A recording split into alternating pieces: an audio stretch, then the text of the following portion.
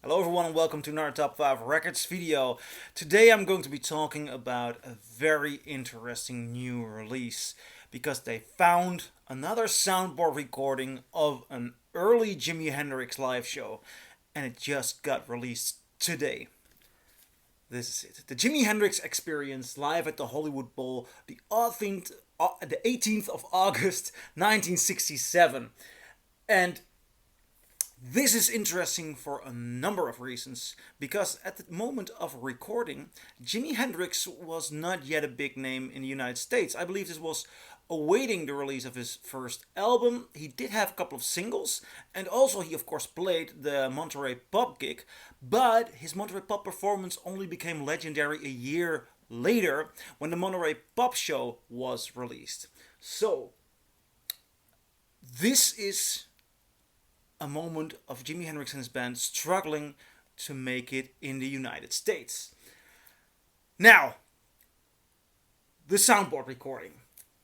This is where it gets really interesting. This is a newly found recording, and it's not an audience recording. This was done by professionals. Yet, the bonus points and the flaws are within the recording of this.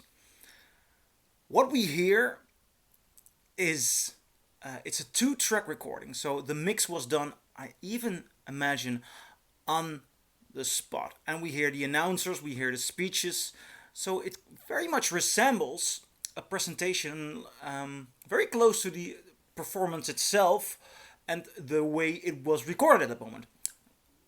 I'll elaborate on that because this was recorded by someone from, I believe, a local radio station, and local radio stations would more often broadcast live shows. I'm not sure if they recorded with the intention to release it as a live recording, but it does sound like it was done with that, not with a future release in mind. So the mixing must have been on the spot.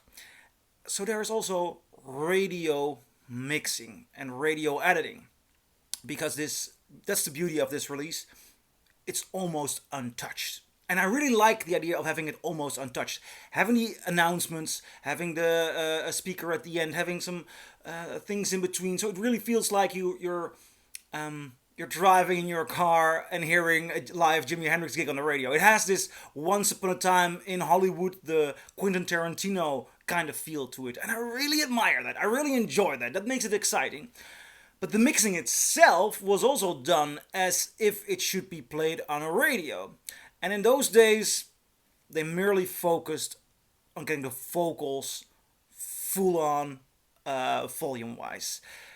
That's a mistake with regards to the sound of Jimi Hendrix, because Jimi Hendrix preferred to focus on his guitar. When Hendrix would be in the studio, he would constantly want to lower the volume of his voice. He spoke with his guitar.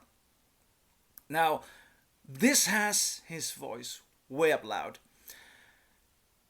And although that might be sounding like an interesting experiment, what do you get when you hear Hendrix vocals louder?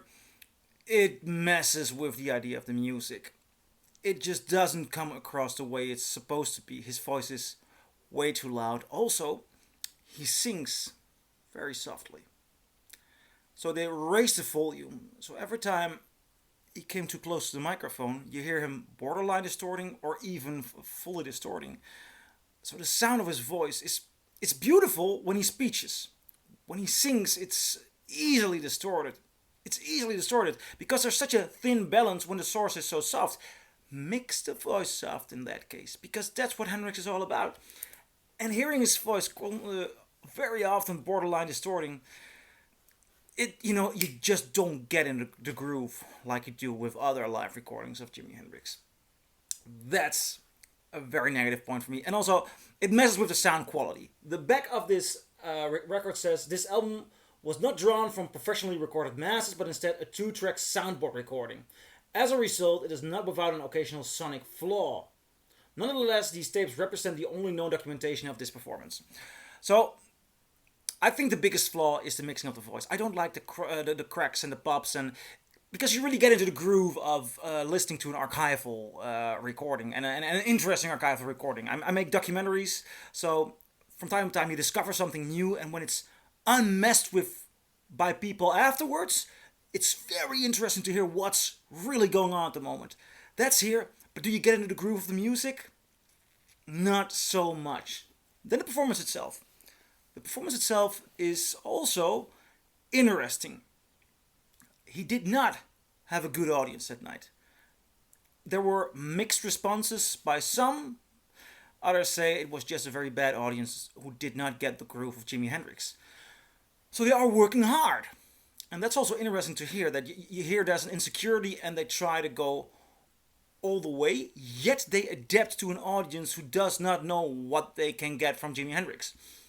So when they have the more or less big banger songs like Purple Haze, Wild Thing, it doesn't work out at Foxy Lady. It doesn't work out the way I've heard it on other recordings.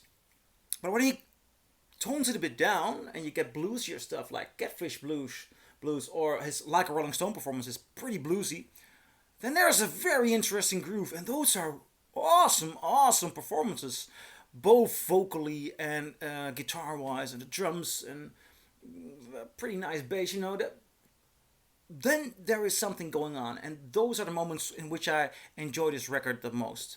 Now, it's an interesting moment in time. The quality has some issues, but it's interesting. Tracklist is awesome. I mean, it starts off with Sgt. Pepper's Lonely Hearts Club Band, then Killing Floor, The Wind Cries Mary, Foxy Lady, Catfish Blues, Side 2, Fire, Like a Rolling Stone, Purple Haze, Wild Thing. I mean, you're in for the good stuff. Now, overall, is this the kind of record to get your friends into listening to Jimi Hendrix? No. This is interesting from a collector's point of view and a music historical point of view. I enjoyed listening to it.